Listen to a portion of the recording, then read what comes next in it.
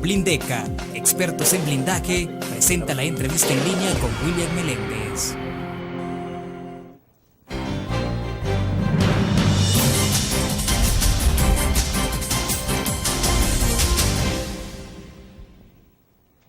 Martes 8 de febrero de 2011, bienvenidos a la entrevista en línea. Un saludo a los cibernautas que a esta hora nos acompañan en el www.laprensagráfica.com. También a nuestros televidentes que están con nosotros a las 9 de la noche en CCTV, canal 25 y 95 en cable de Tigo. Y un abrazo a los compatriotas que nos miran por Uniglobe, canal 28 en Houston, Texas. Este martes queremos hablar del estado de la economía de nuestro país, pero de manera especial de cómo el desenvolvimiento de los grandes números de la economía impactan en la condición de vida de los salvadoreños, especialmente en las familias de escasos recursos que ven disminuida su capacidad adquisitiva. Y es que en 2010 el costo de la canasta básica alimentaria familiar creció por arriba del 11%. Con nosotros en nuestros estudios para hablar sobre estos temas está el doctor Álvaro Trigueros. Él es el gerente de la sección macroeconómica de la Fundación Salvadoreña para el Desarrollo Económico y Social, FUSADE. Doctor, bienvenido. Muy buenos días, William. Es un gusto compartir con todos los televidentes y audiencia este programa. Perfecto, doctor. Para comenzar, creo que obviamente que tenemos que hablar de los datos macroeconómicos, pero sí nos interesa que aterricemos este tema de los grandes números de la macroeconomía sobre la condición de vida de los salvadoreños y particularmente de cómo observaron ustedes el desenvolvimiento del año pasado de la canasta de alimentos. Y obviamente cómo se está perfilando este año, pues ya tenemos prácticamente un poco más de un mes de desarrollo de 2011, pero explíquenos en principio entonces en términos gruesos qué indican los números de cómo se impactó la situación económica sobre la canasta de alimentos.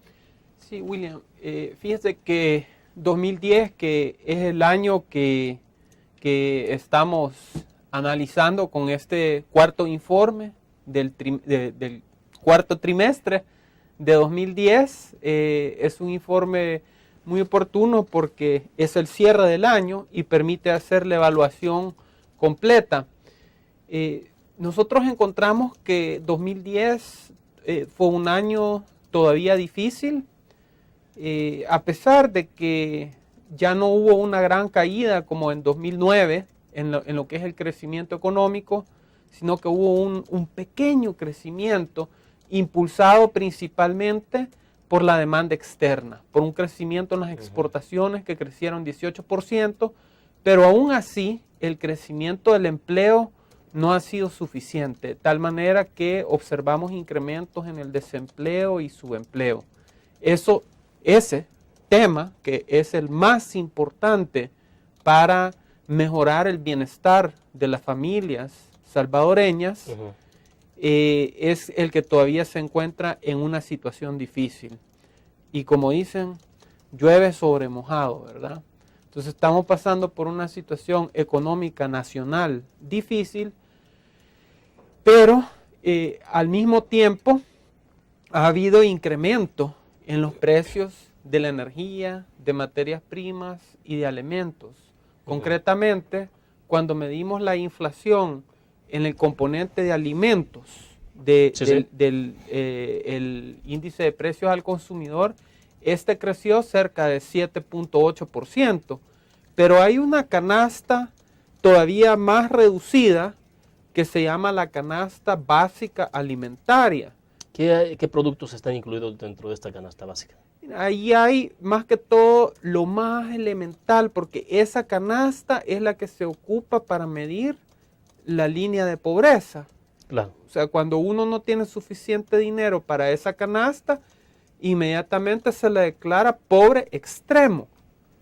O sea que es bien ¿Qué es lo básico? Como el arroz, frijoles, tiene frijoles, huevos. Tiene arroz, quizás tiene un par de huevos. O sea, es súper básica y es diferente en el área rural que en el área urbana. Pero igual en las dos áreas creció 11%. Y eso es particularmente duro porque los hogares más pobres, todo su presupuesto lo dedican casi solo para consumir alimentos. Entonces un aumento de 11% realmente tiene impacto sobre la nutrición infantil ese es el momento por el cual está pasando El Salvador y pues viendo las proyecciones internacionales, parece que los precios van a seguir elevados también en 2011. Sí. Doctor, creo que es interesante poner ejemplos muy bien aterrizados para interpretar esto. Es decir, ¿qué le quiero preguntar? Y es que si, por ejemplo, una familia que recibe $100 tuvo que destinar entonces ya sea cerca de $8 más en ese presupuesto para comprar esos productos, o fueron $11 cuando habla de inflación o versus del 8%. Sí, en el caso ¿Qué significa? ¿Es correcta la apreciación? Es decir, que si gastaba, o una familia en general gastaba $100 en alimentos, después ha tenido que gastar, agregarle 8 o $11 más. Sí, es correcto. Así de sencillo, o sea, Sí, eso es lo que ha implicado. Eso es lo que ha implicado, más que todo pues en las familias más pobres, o sea, porque ganar $100 al mes para una familia típica de 4 miembros, inmediatamente está ubicada en pobreza extrema. Sí, porque daría menos de $1 por cada uno de las personas que daría ese menos hogar. de $1 al día. Al día, exacto. Ajá, por persona. Perfecto, vamos a hacer en este momento nuestra primera pausa, regresamos para seguir profundizando sobre el tema.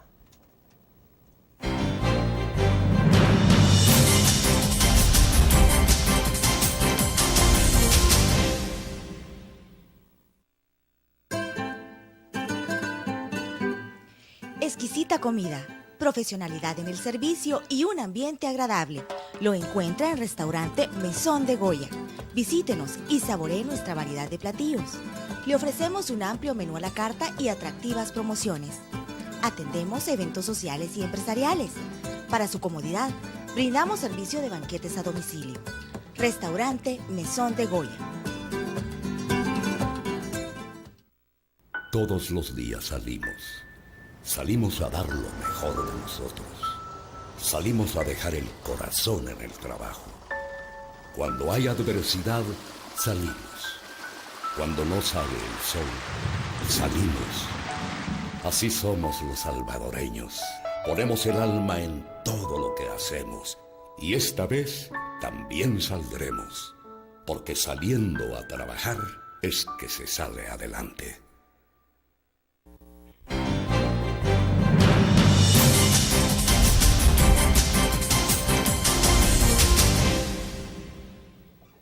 Está con nosotros el doctor Álvaro Triguero, gerente de la sección macroeconómica de FUSADES. Doctor, poníamos el ejemplo entonces de una familia, de lo que implicaba si una familia destinaba $100 para la canasta básica. Entonces decía usted, bueno, sí, son $11 lo que ha tenido que desembolsar más esa familia el año pasado a raíz de la inflación en los alimentos. Sí.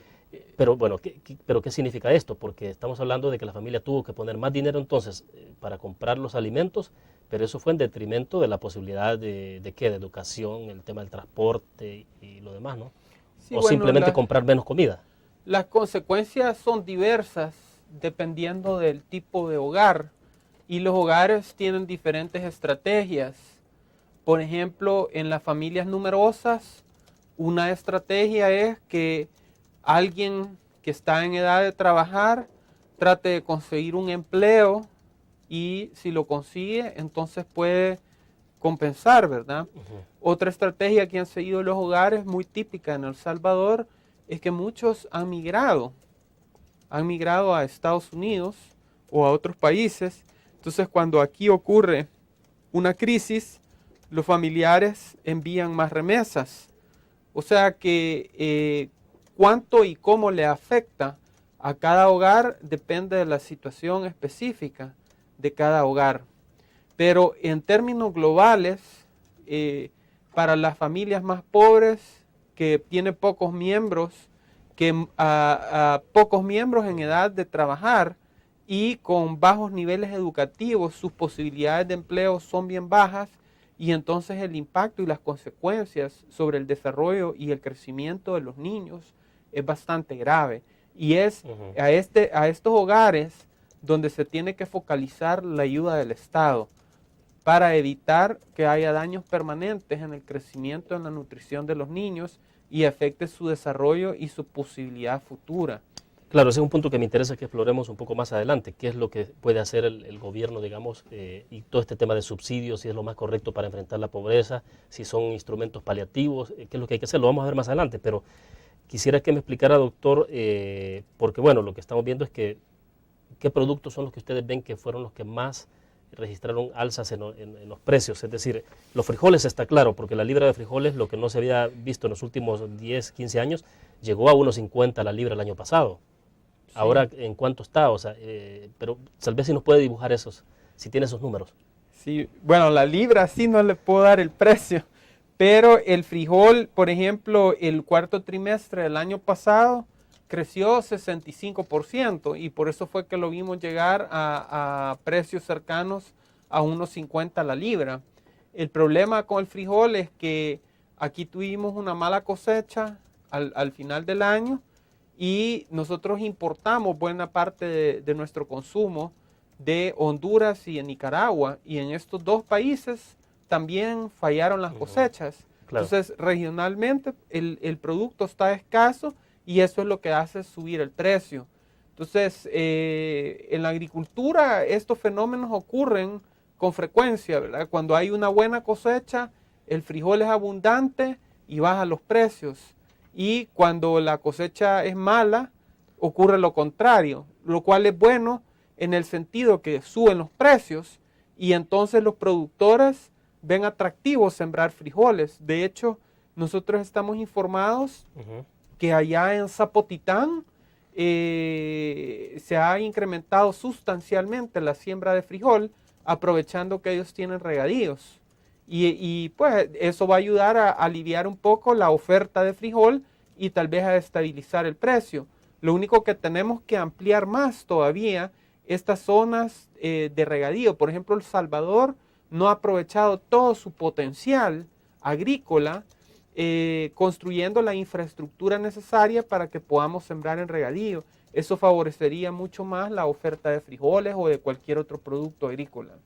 Ahora, pero no solo los frijoles incrementaron el precio, digamos que esto fue como lo más sensible para la economía familiar, en tanto es un alimento que está prácticamente presente en los 3 tiempos de comida en El Salvador. Sí, pero hay otros productos, ¿no? Todos, el azúcar ha subido, como internacionalmente han subido los precios de los granos, por ejemplo, la soya 16%, arroz 31%, trigo 12%, fertilizantes 18%, y todos estos son insumos básicos. Por ejemplo, el ganado y las aves se alimentan con estos granos, y en la medida que los granos suben, el precio de la carne, el precio del pollo también está subiendo, el precio de los huevos también va a subir. Entonces la presión sobre la canasta básica realmente es bastante alta. Bueno, vamos a otra pequeña pausa y volvemos con más.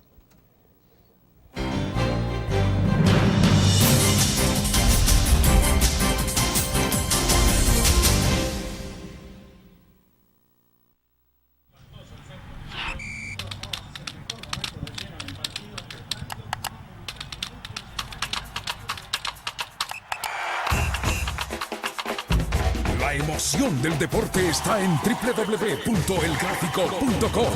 Ingresa al nuevo escenario deportivo y descubrí toda la pasión del deporte. Fotos, videos, fichas y resultados de las mejores ligas del mundo. Elgráfico.com. Conectados por deporte. Learn. La revista más innovadora y moderna de todos los tiempos. Única en su estilo, creativa. Un espacio exclusivo y reservado de entretenimiento y diversión, llevada al máximo. Blur. Time Out, Movie, lo mejor de la cartelera. Art. Shopping, la guía de la moda. Go, viajes cortos fuera de la ciudad. Blur.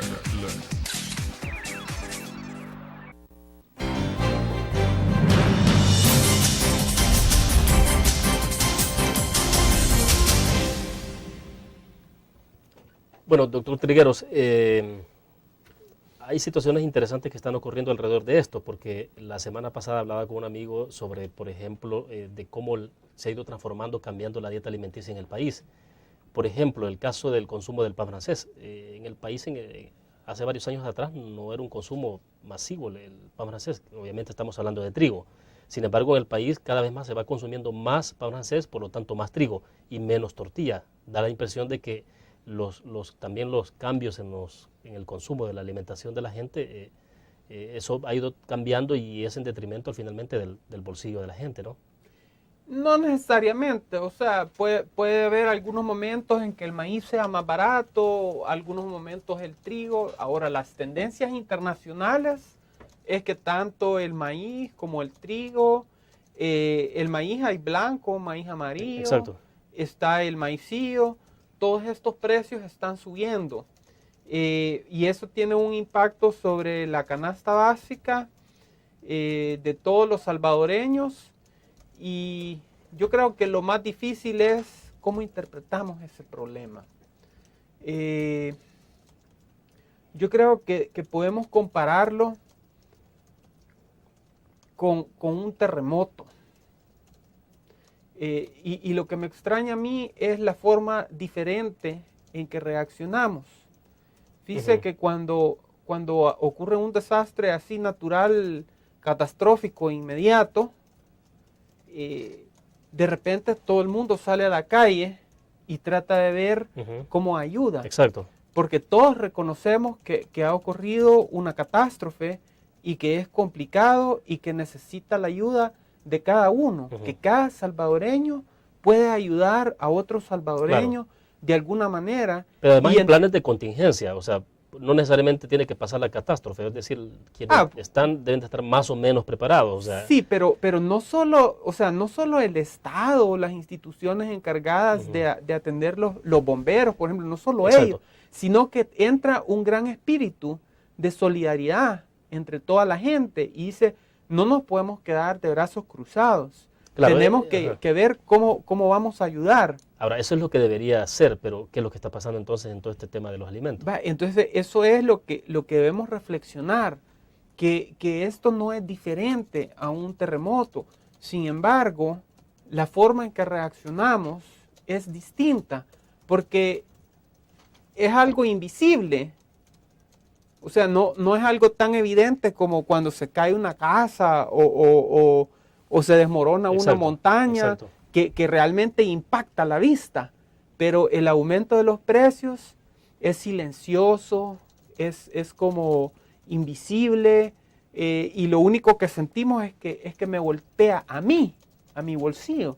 Pero no nos imaginamos que también está golpeando a todos los demás y no nos imaginamos que también está golpeando a los más pobres.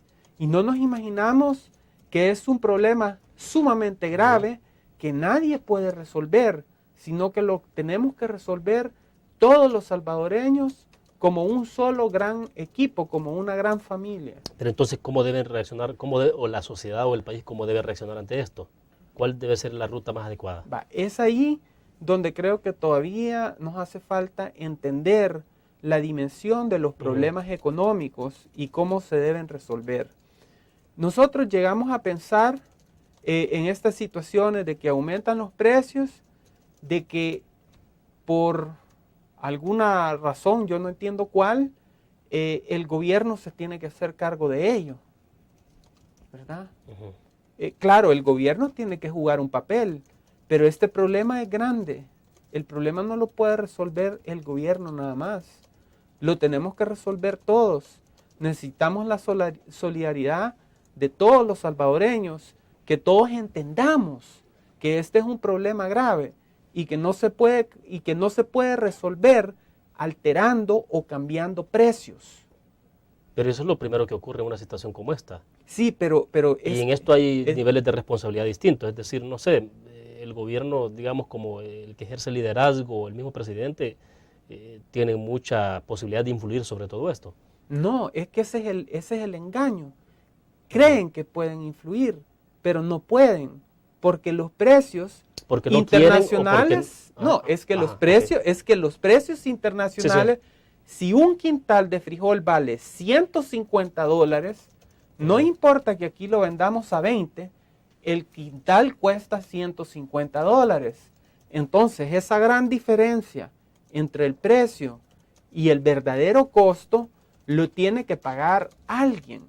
Si el gobierno trata de controlar los precios, es el gobierno el que lo tiene que pagar, pero al gobierno no le crece el dinero en los árboles.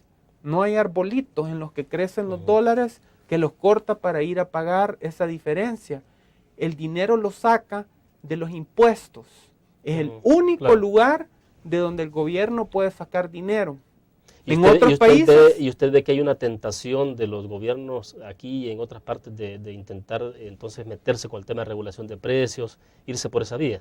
Es una tentación que tiene siglos de existir. ¿Y ese no es el mejor camino desde su punto de vista? Cada vez que un país sigue ese camino, va rumbo al desastre.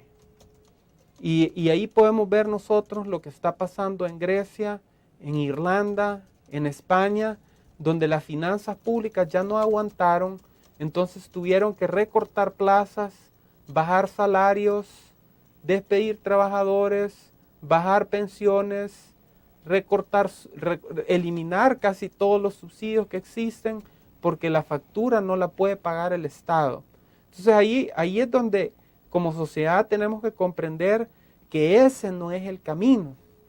El camino está por la vía de la inversión, el crecimiento y la generación de Perfecto. empleo. Debo hacer una pausa, hablemos entonces de las apuestas, porque en esto también del empleo, bueno, habrá que ver las plazas en la Asamblea Legislativa que se han revelado ahora, lo que gana un motorista, una ordenanza, o sea, es interesante. Bueno, vamos a la pausa.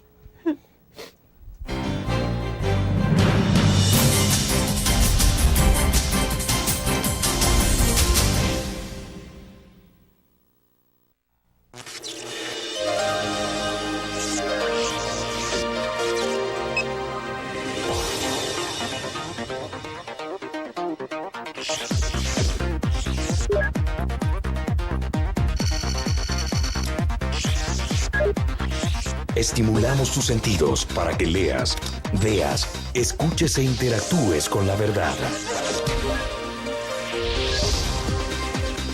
LPG Multimedia.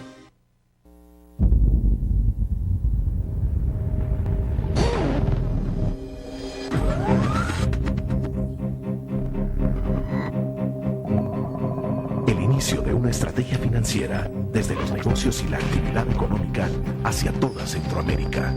El Economista Regional, una revista especializada donde encuentras el panorama empresarial y los principales movimientos financieros. El Economista, el modelo regional de información económica.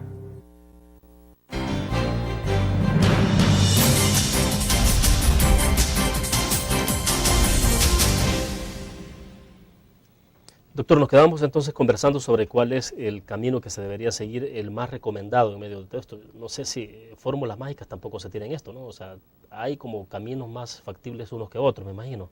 Pero entonces, ¿cuál es el rumbo más adecuado que se debe seguir para enfrentar esta situación? Mira, el camino, en primer lugar, una cosa que también no la logramos entender como sociedad, es que el camino para salir de estos grandes problemas es un camino largo, es un camino que cuesta.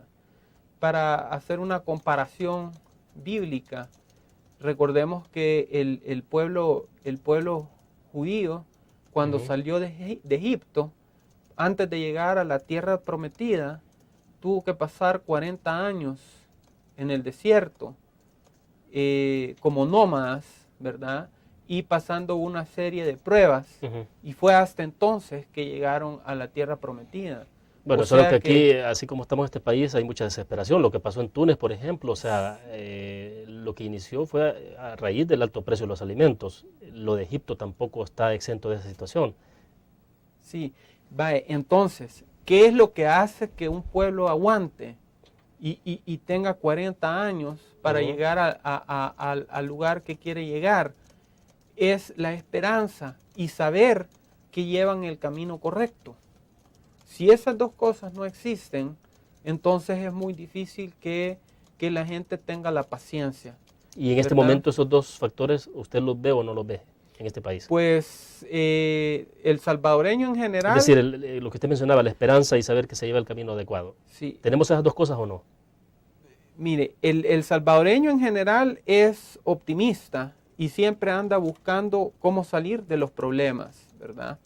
Y en ese sentido creo que esperanza tenemos. Lo que no vemos seguridad es si llevamos o no llevamos el rumbo correcto.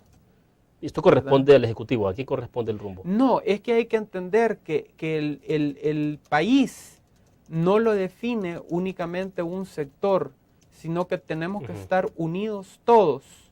Y en ese sentido, el Estado juega un papel importante, pero también el resto de la sociedad. Y lo que tenemos que buscar es la unidad. Y para eso tenemos que ir creando confianza, que no existe. Eso sí se lo puedo decir, que no existe confianza y que no trabajamos todos por la misma meta, por el mismo objetivo, porque existe esa división. Existe, por ejemplo, un lenguaje muchas veces, un discurso acusador, un discurso que te da crítica, y eso no crea confianza para ir encontrando los puntos comunes en que todos podemos ganar y salir adelante.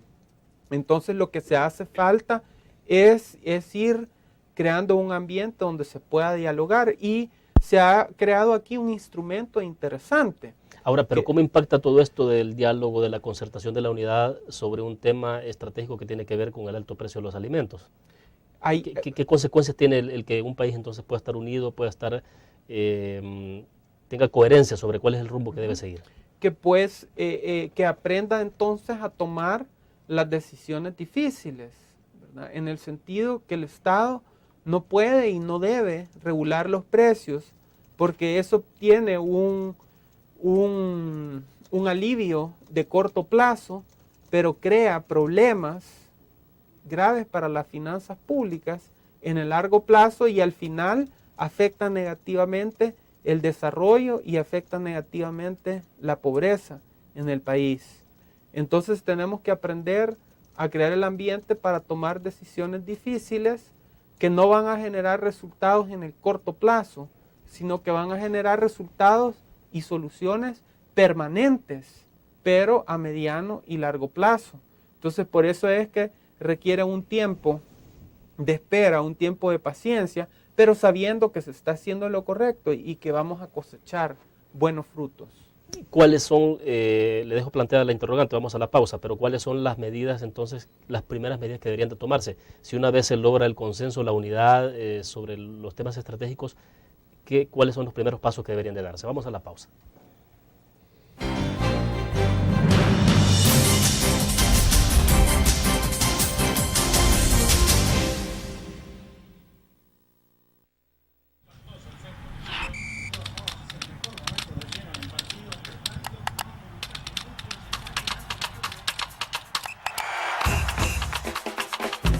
La emoción del deporte está en www.elgráfico.com.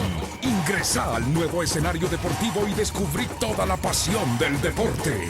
Fotos, videos, fichas y resultados de las mejores ligas del mundo. Elgráfico.com. Conectados por deporte.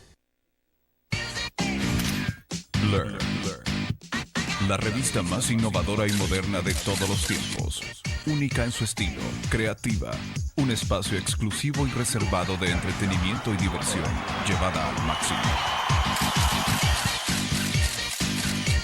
Blur. Time Out, Movie, lo mejor de la cartelera. Art.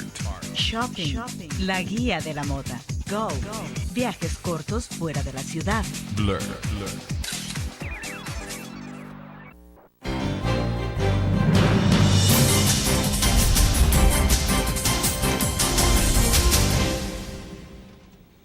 Doctor Trigueros, ¿cuáles son entonces los pasos?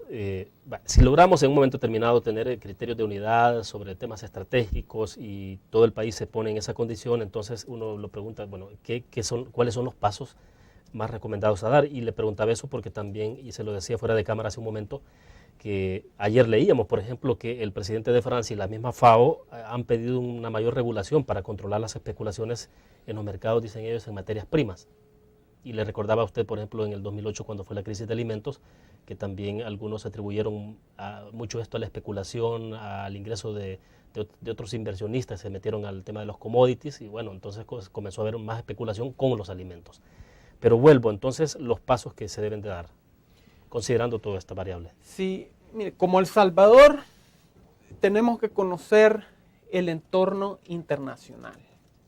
Y lo que ha sucedido en los últimos 20 años es que el éxito que han tenido las economías de mercado en China, en la India, en la mayoría de los países asiáticos, que ha sacado a cientos de millones de personas de la pobreza, ha hecho que incremente la demanda de alimentos. Ellos ahora consumen más pollo, más carne, más granos, y eso ha hecho que suba el precio de los alimentos y es lo que está haciendo que se mantenga alto, porque la economía mundial el año pasado creció a 5%. Eso nos afecta a nosotros negativamente. Pero perdón, un paréntesis, pero todo esto tiene que ver también con el hecho de que ha ido creciendo la clase media en todos estos países. Por supuesto. Entonces, cuando usted habla de más poder adquisitivo, porque la población que al dejar la pobreza se convirtió también ya más en clase media, con más posibilidades de compra, de alimentos. Y compran alimentos, compran juguetes, compran aparatos electrónicos, compran automóviles, enseres electrodomésticos, y eso hace que suba el precio también del cobre, del hierro, del petróleo. Entonces todo eso está ocurriendo en el mundo. Pero en las economías emergentes, economías desarrolladas, ¿no? No, en las economías. Incluyéndonos nosotros, El Salvador. China y la India tienen un PIB per cápita más pobre que El Salvador. Pero son tan grandes, son tantos millones, que eso eleva los precios a nivel mundial. Y eso nos afecta a nosotros negativamente. Entonces nosotros tenemos que reconocer eso como un hecho. Y entonces decir, bueno, y si nosotros no estamos haciendo nada, estamos retrocediendo, nos estamos haciendo más pobres. La única manera que nosotros podemos enfrentar esos desafíos es incrementando el crecimiento económico para que podamos comprar todos los alimentos que queramos, no importa el precio que tengan, porque el precio ahorita está alto y la tendencia es que va a subir. Pero no todo el tiempo, porque acuérdense que le dije al principio que si los precios suben, hay un incentivo para sembrar. Y entonces habrá otros países que comiencen a sembrar y eso va a hacer que la oferta de alimentos suba y el precio se estabilice. A ver, pero aclárenos, ¿alimentos hay o no hay? Porque una cosa es que no haya y otra es que haya y estén más caros. En este momento, ¿qué tenemos? ¿O es la conjunción de las dos cosas? Es decir, no hay alimentos y también están más caros por lo mismo. Es que el problema de la nutrición se puede dar con una gran abundancia y costos elevados, porque hay gente que no tiene los ingresos para comprar los alimentos. O en un caso más extremo, donde no hay abundancia de alimentos, sino que hay una definitiva escasez y no importa si uno tiene la plata, no va a poder conseguir lo que necesita. Ahorita yo creo que hay suficiente para todos. El problema es que los precios han subido y que mucha gente no tiene los ingresos suficientes para cubrir sus necesidades nutricionales. Entonces es ahí donde el Estado tiene que tener cuidado de que no le puede resolver el problema a todo el mundo y que sus recursos son escasos y entonces tiene que focalizarse, dirigir los pocos recursos que tiene exclusivamente a aquellas familias que no se pueden valer por sí mismas. Claro, voy a la pausa. Cuando regresemos entonces hablemos del tema de los subsidios, ya que bueno, todo esto está de moda con la discusión de si el gas licuado se va a focalizar finalmente el subsidio o no. Se ha postergado un par de meses, pero bueno, vamos a la pausa, volvemos.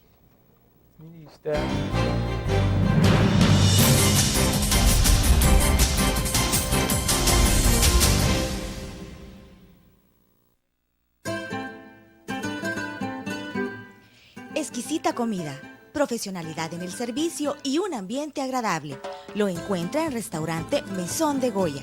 Visítenos y saboree nuestra variedad de platillos. Le ofrecemos un amplio menú a la carta y atractivas promociones. Atendemos eventos sociales y empresariales. Para su comodidad, brindamos servicio de banquetes a domicilio. Restaurante Mesón de Goya.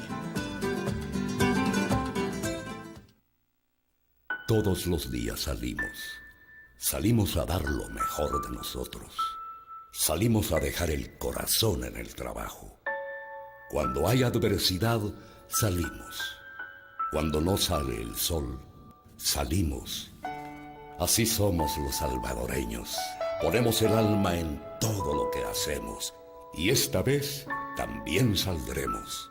Porque saliendo a trabajar es que se sale adelante.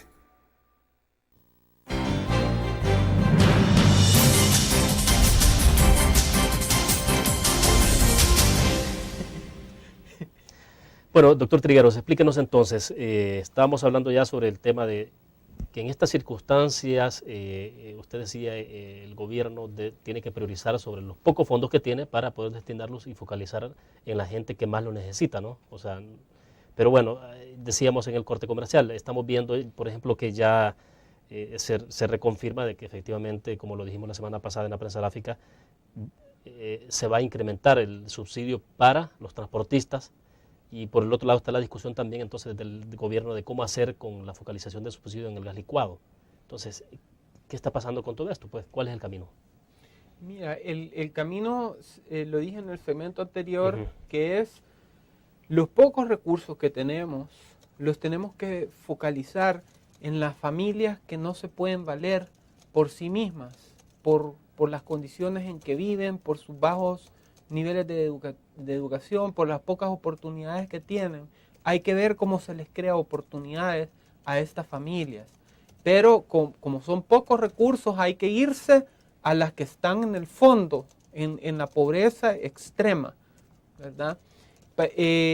Para el resto, lo que tenemos que hacer es dinamizar la economía para generar inversión y crear empleos nuevos y que la gente entonces reciba ingresos y con eso pueda comprar lo que necesita. Cada persona, cada uno, valiéndose por sí mismo y no dependiendo de la ayuda y del subsidio estatal generalizado que crea problemas. El subsidio generalizado, cuando te congela precios, tiene por lo menos 4 problemas, pero yo le voy a añadir uno más.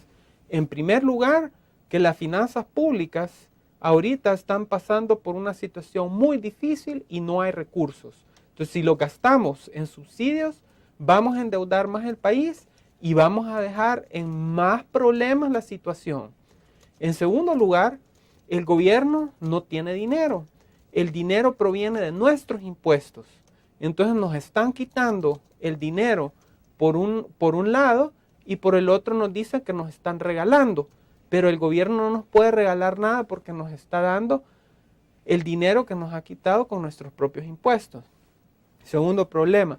Tercer problema, el costo de oportunidad. Si gastamos 100 o 200 millones de dólares en subsidios, estamos dejando de gastar 100, 200 millones para construir escuelas, para construir hospitales, para tener los hospitales abastecidos de medicinas. O sea que cuando decimos no hay dinero para medicinas, no es totalmente cierto, porque sí hay dinero para subsidio. Lo que tenemos que hacer es aprender a priorizar a dónde es que el gasto va a tener el mayor impacto social. En tercer lugar, creamos precios mentirosos. Cuando estamos regulando los precios, no refleja el verdadero costo. Y eso no le da los incentivos a las personas para que economice. O sea, para que sepa que algo es caro y que entonces hay que consumirlo poco. Y en quinto lugar, también tiene un costo burocrático. Un costo que cuesta 7 o 8 millones de dólares para administrar un subsidio.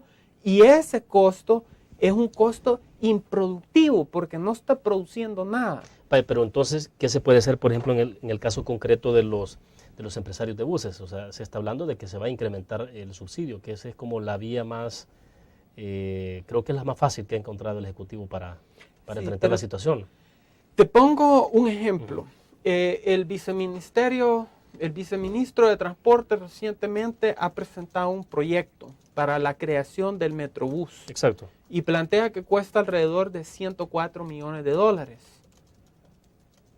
Hemos gastado en los últimos años 180 millones de dólares en subsidio al transporte público y seguimos teniendo el mismo sistema con un pésimo servicio, con inseguridad, con maltrato a los usuarios, pero gastamos 180 millones de dólares, cuando con 104 hubiéramos podido haber iniciado la reforma completa del sistema de transporte público y tuviéramos ahora un mejor sistema. Bueno, anualmente entiendo que en gas licuado se están gastando 140 millones aproximadamente, ¿no? En electricidad 90 y transporte son 45, 48 millones. Esos son los... Así es, los que se conocen. Uh-huh. Perfecto, vamos a otra pausa comercial y volvemos con más.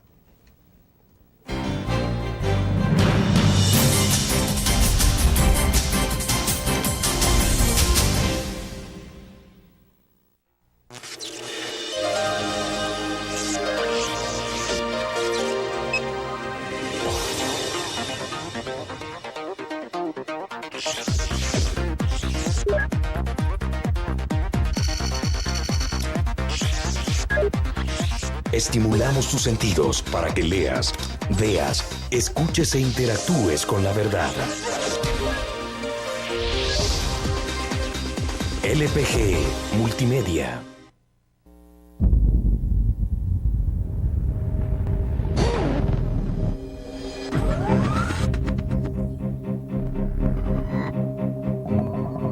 El inicio de una estrategia financiera desde los negocios y la actividad económica hacia toda Centroamérica. El Economista Regional, una revista especializada donde encuentras el panorama empresarial y los principales movimientos financieros. El Economista, el modelo regional de información económica.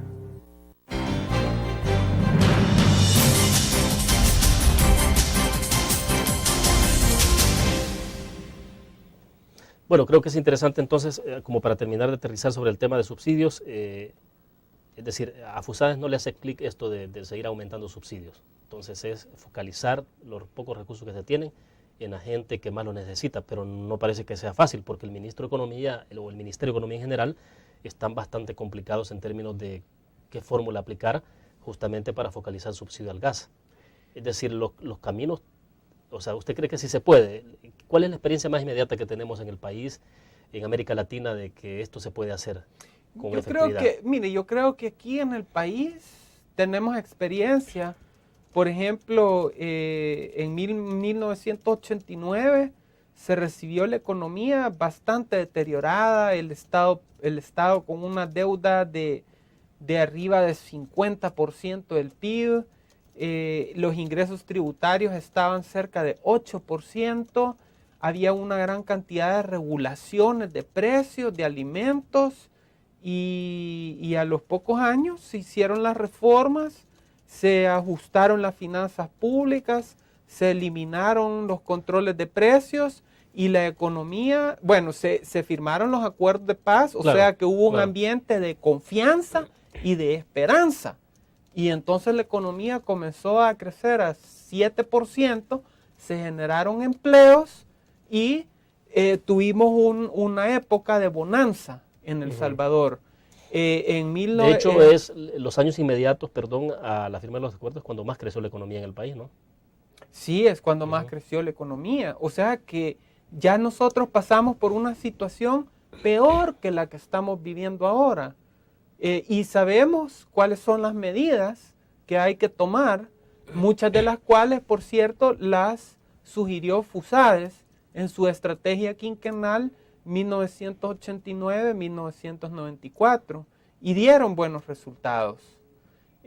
También recordemos que había un subsidio al diésel, que era supuestamente para el transporte público. Exacto. Pero todos sabíamos que había mucho espacio ahí para la corrupción.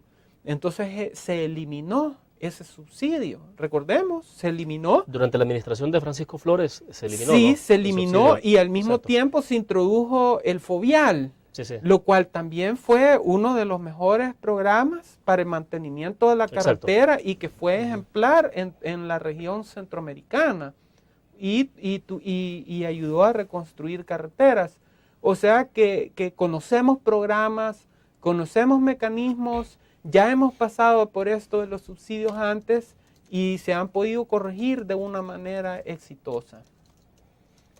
O sea que sí es posible hacerlo, pero aún esto lleva un poco de tiempo también.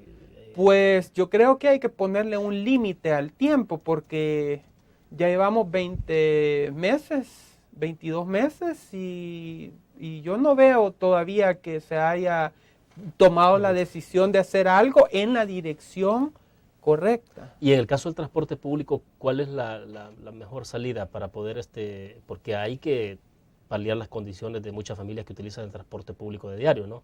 Claro. Entonces, con esas familias de escasos recursos, ¿qué es lo que se puede hacer? ¿Cómo se focaliza en este caso? Bueno, ahí y no dárselo directamente a los empresarios, sino directamente, en este caso, al usuario del transporte. Sí, es que ese es uno de los problemas que tiene específicamente el de transporte público, donde el subsidio se lo da a los empresarios.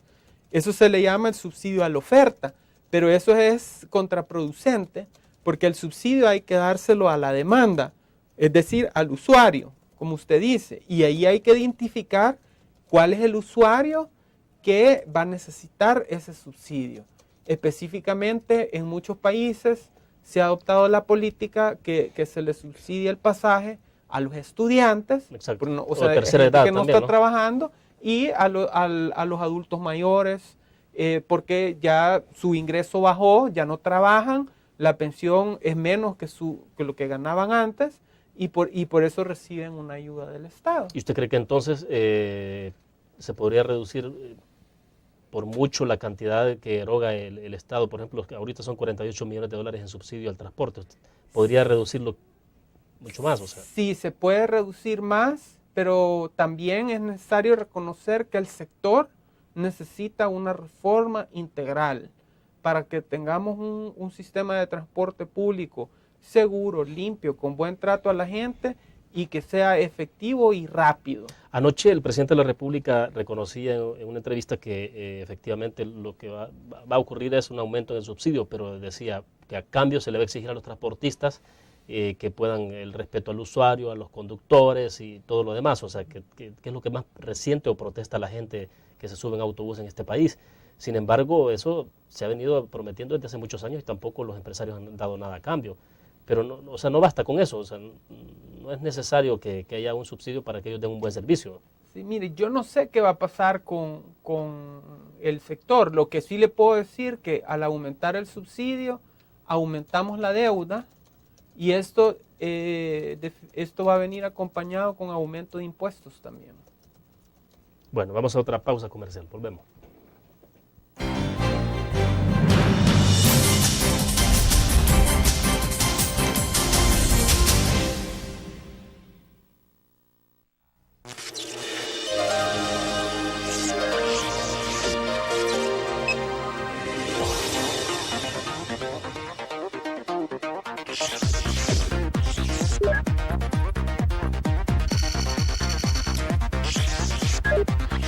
Estimulamos tus sentidos para que leas, veas, escuches e interactúes con la verdad. LPG Multimedia.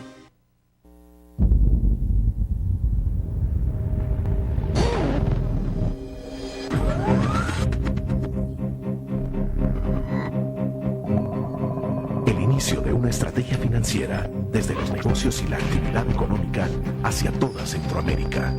El Economista Regional, una revista especializada donde encuentras el panorama empresarial y los principales movimientos financieros. El Economista, el modelo regional de información económica.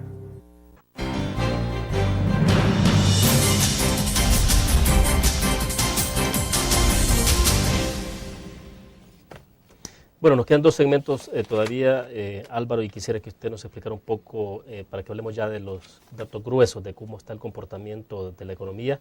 Ya transcurrió un mes, o sea, estamos con 11 meses prácticamente por delante, y ha habido desde el año pasado y inicios de este un poco de discrepancias. Primero fue sobre el cierre de 2010, ¿no? Las expectativas que habían del gobierno decían una cosa, los organismos financieros hablaban de otra. Hoy se está hablando de que 2011 puede tener un crecimiento del 2.5%, lo dijo el secretario técnico de la presidencia en este espacio la otra vez que estuvo con nosotros, pero al final de cuentas, ¿qué luces tienen ustedes durante enero como para ir pensando de cuál puede ser la tendencia para este año? Sí, vaya, para pensar un poco en qué va a ocurrir este año, tenemos que tener un punto de partida. Y el punto de partida es el desempeño que tuvimos el año pasado.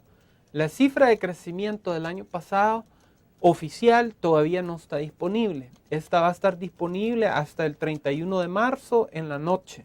O sea que prácticamente el 1 de abril es que le vamos a poder contar cuál es la cifra. Según el gobierno ha crecido un 1%, nosotros estimamos que andamos entre 0.6 y 1%. Un poco, o sea que el rango todavía lo tenemos bastante ancho porque diciembre tuvo un pequeño repunte en lo que es la dinámica de la actividad económica, pero los 2 meses anteriores, octubre y noviembre, no tanto, y observamos también que al arranque de este año también no están comenzando muy bien los números. En este sentido, bueno, también la inflación, cerramos el año con 2.1, enero ya es 2.3%, reflejando este incremento en los alimentos y en el combustible y en el ajuste de algunas tarifas, como por ejemplo la tarifa del sector eléctrico. Exacto. En este sentido también nosotros observamos que el crecimiento del año pasado estuvo influido por la demanda externa, o sea, la demanda que viene de afuera, pero la demanda interna, lo que nosotros compramos de nuestros productos, lo que generamos aquí, eso no ha tenido el dinamismo esperado. De hecho, calculamos que fue negativo el año pasado. Y eso se debe principalmente, según las encuestas, a un clima de inversión todavía negativo. Y los principales factores son la delincuencia y la incertidumbre política y económica. Allí iba lo que en un momento platicamos en esta entrevista y era la importancia de crear confianza, seguridad, para que la inversión suba y entonces empiece a crecer esa demanda interna, eleve la inversión, se genere empleo y se comiencen a resolver los problemas que todos queremos ver resueltos. Ahora, pero esos factores que usted señala y que fueron determinantes el año pasado, ¿están presentes ahora? Están presentes ahora con la misma magnitud. Y ahora con la amenaza de que los alimentos están aumentando más de precio. Están aumentando más de precio, con la amenaza que las finanzas públicas al cierre del año, aunque hubo una reducción en el déficit fiscal, lo que es la tendencia de la deuda pública es peor hoy que hace un año. Hace un año, hacia el 2015, llegaba a 60%. Hoy llega a 67%. Entonces la tendencia de la deuda pública se ha deteriorado. Eso se refleja en el retroceso que hemos tenido en indicadores internacionales como el índice de competitividad global, el índice de libertades económicas y también en la degradación en la calificación de riesgo país que nos ha hecho recientemente una calificadora como es Standard & Poor's, y hace 3 años las 3 que nos están calificando hace año y medio nos habían bajado ya una grada. Claro. Entonces eso plantea un panorama bastante difícil para 2011 y no esperamos que podamos llegar al 2,5%. Bien, la última pausa comercial y regresamos.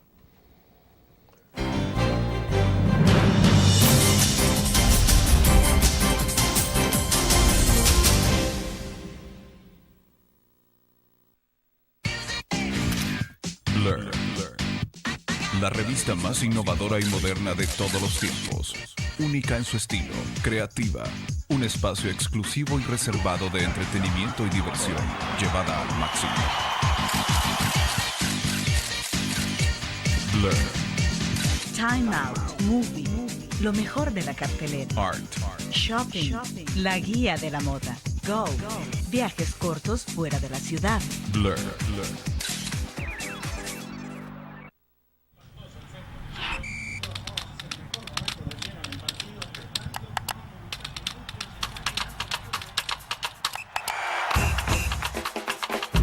La emoción del deporte está en www.elgráfico.com. Ingresa al nuevo escenario deportivo y descubrí toda la pasión del deporte. Fotos, videos, fichas y resultados de las mejores ligas del mundo. Elgráfico.com. Conectados por deporte.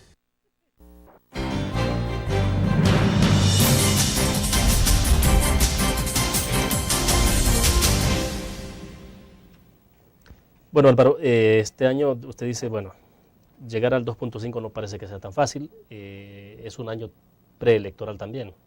Sí. ¿Eso será un factor que aumenta más esta situación de inestabilidad o no? Sí, fíjese que en las encuestas que nosotros realizamos a más de 400 empresas, una muestra representativa a nivel nacional, a lo largo y ancho de todo el país, siempre que se aproximan unas elecciones, esa incertidumbre sube, ¿verdad? Y lo que era típico antes era que después de las elecciones, más que todo las presidenciales, el tema de la incertidumbre política bajaba y se mantenía a niveles bajos, ya en tercer o quinto lugar. Otros problemas eran los que resaltaban. ¿Y qué ha pasado ahora entonces? Ahora lo que pasó es que después de las elecciones hubo un pequeño bajón en la incertidumbre y después volvió a subir y se ha quedado elevado lo que es la incertidumbre política.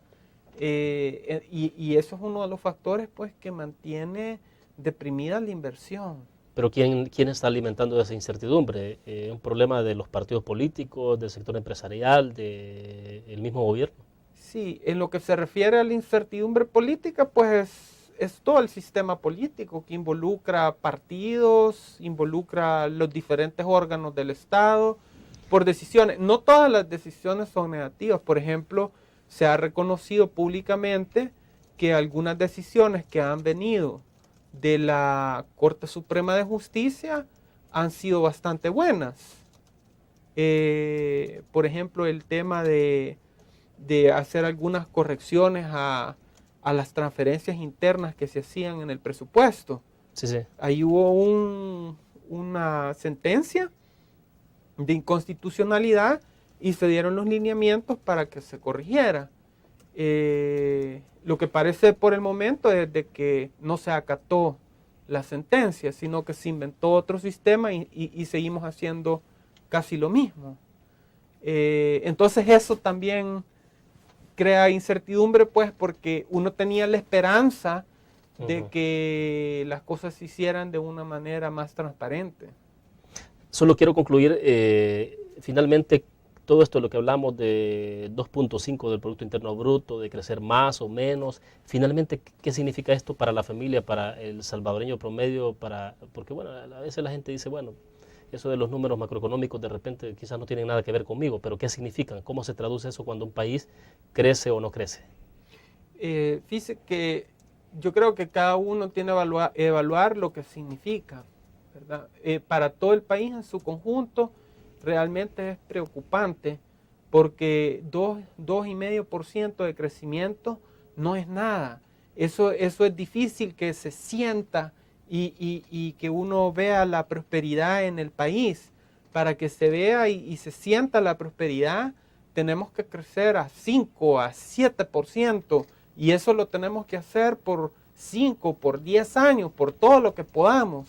Entonces tenemos que estar conscientes de que va a ser un año difícil y cada uno sabe cuáles son las mejores decisiones que puede tomar para protegerse, para trabajar duro, porque solo trabajando duro uno puede salir adelante. Y estos crecimientos, estas tasas del 5 o 7%, ¿qué es lo que le dan a un ciudadano? Es decir, ¿qué es lo que tiene? ¿Más oportunidades de un mejor empleo, mejor salario? Mejor empleo, mejor salario, más oportunidades. El mismo Estado se beneficia porque recibe más ingresos tributarios y puede invertir más en educación, en infraestructura, en salud pública y todas las otras cosas o servicios que el Estado debe prestar. Bueno, se nos agotó el tiempo. Álvaro, quiero agradecerle que haya compartido con nosotros. Muy Con amable. mucho gusto, William. Bueno, terminamos la entrevista en línea. Les invito a que nos acompañen mañana. Estará con nosotros Gloria Salguero Oroz, ex dirigente del Partido Arena. Haremos una reflexión política sobre la presente coyuntura. Nos vemos mañana.